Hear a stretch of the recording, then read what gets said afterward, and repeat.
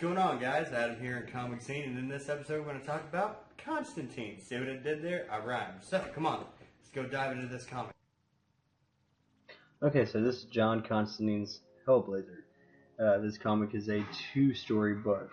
The first book is called Setting Sun, written by Javier Pulido, and the second story is called One Last Love Song, written by James Rothberger.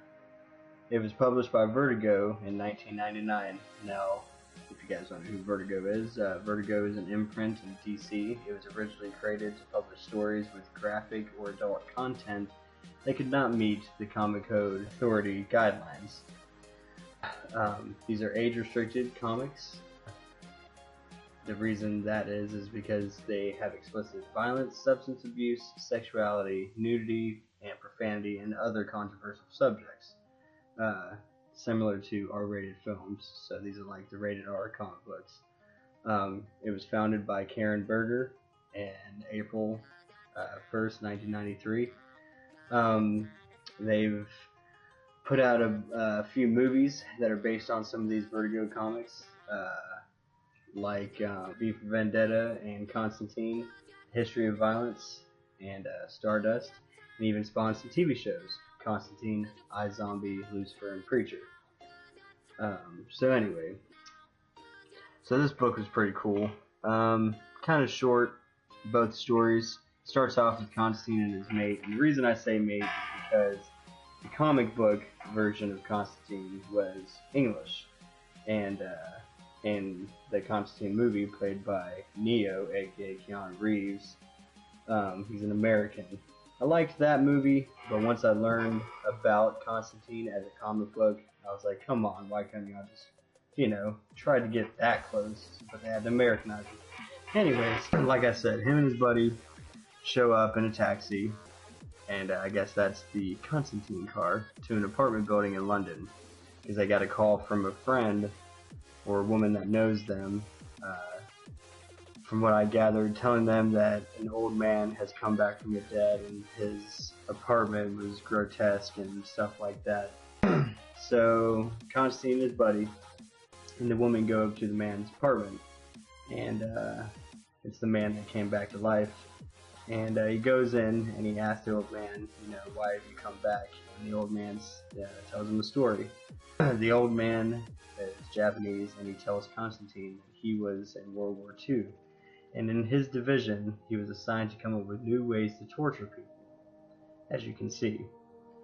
At the end of the story, the man tells John to torture him like he's done to so many others.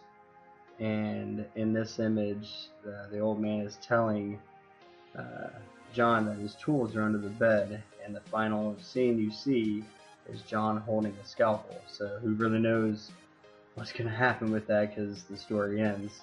Like I said, these stories were kind of short. It was interesting, but anyway, the next story is One Last Love Song, and in this, it's John walking the streets of London, and he's thinking about all of the ex-women he's been with, and apparently every one of these women have died in some fucked up way. And it shows him walking, and he's like seeing, it's hard to gather whether they're apparitions or just memories of these women. And the last scene you see, he turns around and there's all of them, and they just fade away. So anyway, yeah, it was an interesting comic. I'd like to read more just to get more info about it. Now let's talk about the show. The show's fucking awesome. So close to the T. He's even English. It's a Constantine mobile, has a taxi, his buddy's in there with him, and the show kind of plays like, I guess you could kind of say like Buffy, kind of, Monster of the Week, whatever, Ghost of the Week, Demon of the Week.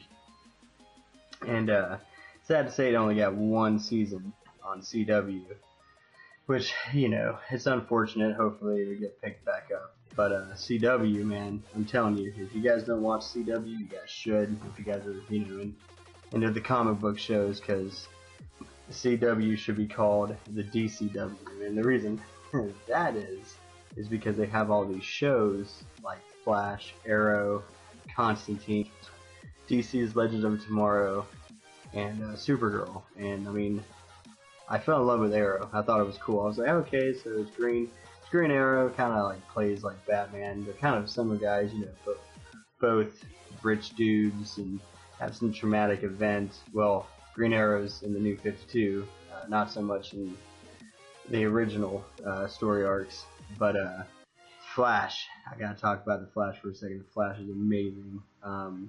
That show is the epitome of comic book brought to life. Like I've cried on episodes just because it was so damn good. And I'm telling you, CW, they're doing good. And CW actually once was WB, and I don't know, just ever since, you know, CW came into the picture and just picked up these comic book shows, like it's literally comic book brought to life. It's amazing. I'm just starting to get caught up on all my comic shows, even the shows on Netflix like Daredevil and Jessica Jones. But yeah, CW shows, if you guys aren't watching these comic book shows, you need to give them some support so they can keep on going. You know, the DC's Legends of Tomorrow is practically like, you know, an offshoot of the Justice League. So we pretty much have the Justice League on TV. I haven't watched much of DC Legends. Actually, I haven't watched any yet. I'm trying to find them and get caught up on all these television shows, and just, it's so good. But, so yeah, that was Constantine. I know I didn't really talk a whole lot about it, just because I'm not too familiar with this character like the comic book. Like I said, the movie was alright, but the show is so close to the comic, it's ridiculous. Like, they even look alike, you know, both got red hair, both smoke, kind of that Cockney accent, you know, all that shit. So anyway, if you guys can, you know, give me some more positive feedback and we'll dive further into comic books.